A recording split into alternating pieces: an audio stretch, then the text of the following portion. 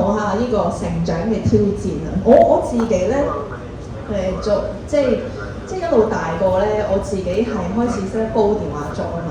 咁咧勁尷尬嘅 moment 咧，就係我媽咧開始叫我快啲瞓啊快啲瞓，唔好再打電話再煲電話粥啦。咁我話唔理啦，因為我嗱咁難得有 friend 喎，仲肯同我煲電話粥喎，喺度煲，跟住我媽熄我燈。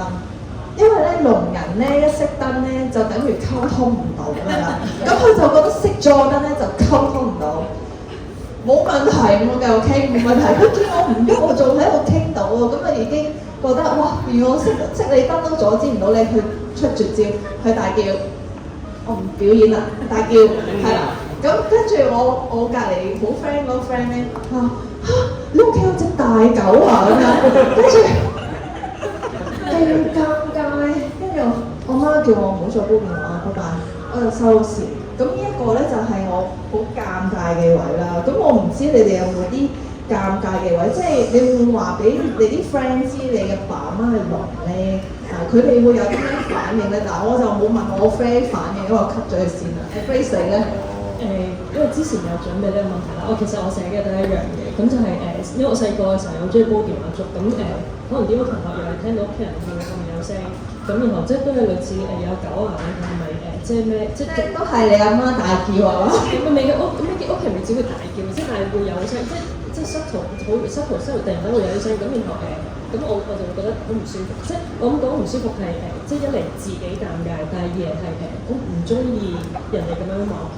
類似係咁樣，咁然後如果譬如可能喺街嘅話，咁當然細個即係嗰個年代就好多人係唔好有性眼光啊，或者係做手語，跟然後可能咁啱即係塞咗一條路，咁但係後面嗰陣就喺度爆粗啊，跟然後又喺度講啲好難聽嘅説話，節咁樣啊，唔止節嘅，即係成句一紮嘢咁樣，咁但係我由細到大都比較好想俾屋企人好即係親歷，即係知道喺度發生咩事，咁我有好多唔同嘅事情我都會翻譯嘅。咁但係當啲人講啲好難聽説話嘅時候，咁我就會覺得個心情會好差咁樣。但係佢好大個就即係我自己會覺得，我越係驚嘅嘢，我想就去面對佢。咁所以我反而即係而家啲人問，我一望我就好賤咁，我屋企人聽唔到啊咁樣啦。咁即係冇特別去掩飾呢樣嘢。即係你 filter 咗好多負面嘅情緒，跟住你後尾就 overcome 咗。咁你就已經可以同大家講我講乜嘢。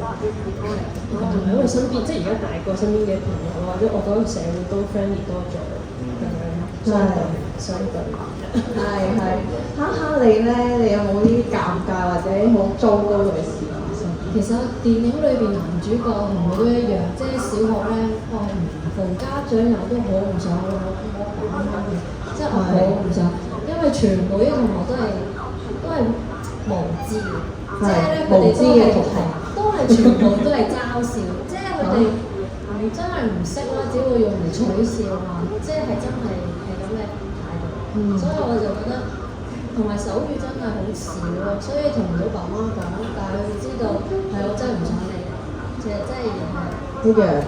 咁你有冇好似個細路咁搣爛咗張家長嘅紙啊？我都係叫佢好乖，sell 咧。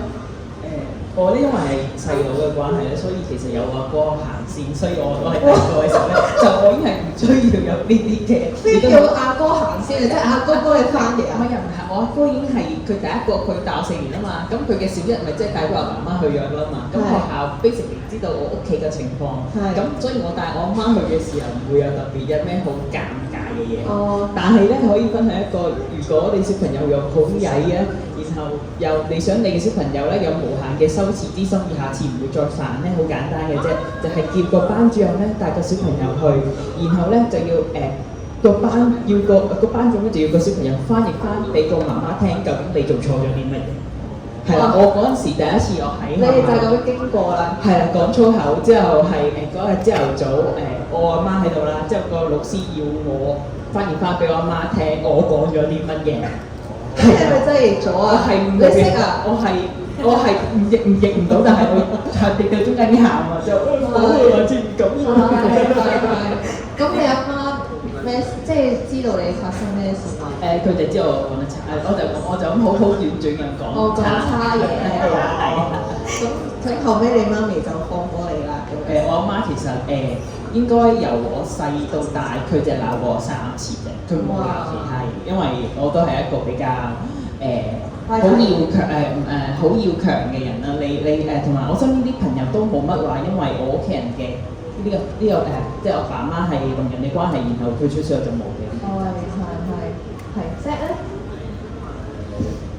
如果尷尬嘅嘢，我記得就係我爸爸喺類似家長會咁嘅環境放咗屋企，係好靜嘅時候，係因為佢唔知，咁係嗰個就係我好有印象，真係好大聲嘅，係好大聲嘅，係啦，嗰個係我印象最深刻嘅。即係有得望住。係啦，冇錯。